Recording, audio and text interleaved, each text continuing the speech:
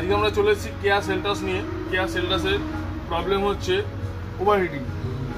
Radiator leakage ছিল, radiator leakage করে দিয়েছি। এবার হচ্ছে আপনাদেরকে এয়ার ব্লিডিং না করলে ফ্যান অনবরত চলে যাবে, গাড়ি ওভারহিটিং হবে।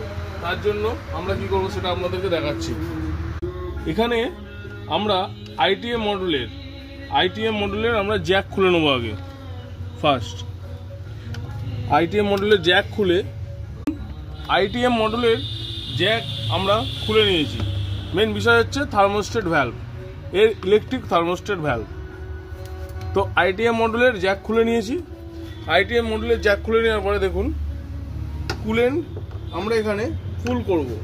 রিজার্ভারে যতটা থাকার কথা আমরা ততটা রাখবো, রিজার্ভারও ফুল করব, রেডিয়েটরও পারফেক্টভাবে ফুল করব। দেখুন আমরা রেডিয়েটর একদম ফুল করে নিয়েছি। রিজার্ভ ট্যাঙ্কও একদম ফুল রয়েছে। দেখুন রিজার্ভ ট্যাঙ্কও ফুল রয়েছে। আমরা এবার প্রেসার ক্যাপ লাগিয়ে নেব। প্রেসার ক্যাপ লাগিয়ে এবার আমরা গাড়ি স্টার্ট করব। 20 মিনিট গাড়ি স্টার্টে থাকবে। দেখুন আমরা গাড়ি স্টার্টে রেখেছি, এখন গাড়ি 20 মিনিট স্টার্টে থাকবে।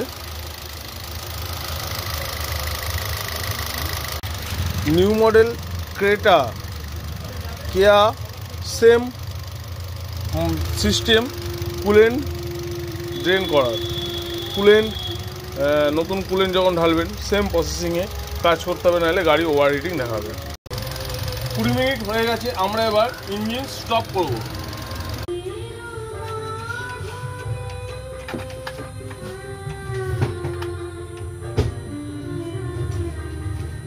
তো ফাইনালি আমরা গাড়ি ইঞ্জিন স্টপ করে দিয়েছি।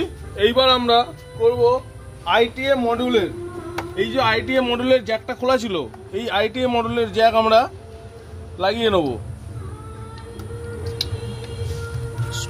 মডেলের জ্যাক আমরা লাগিয়ে নিয়েছি। এবার গাড়ি আমরা স্টার্ট করব। দেখুন আমরা ইগনিশন সুইচ অন করে নিলাম।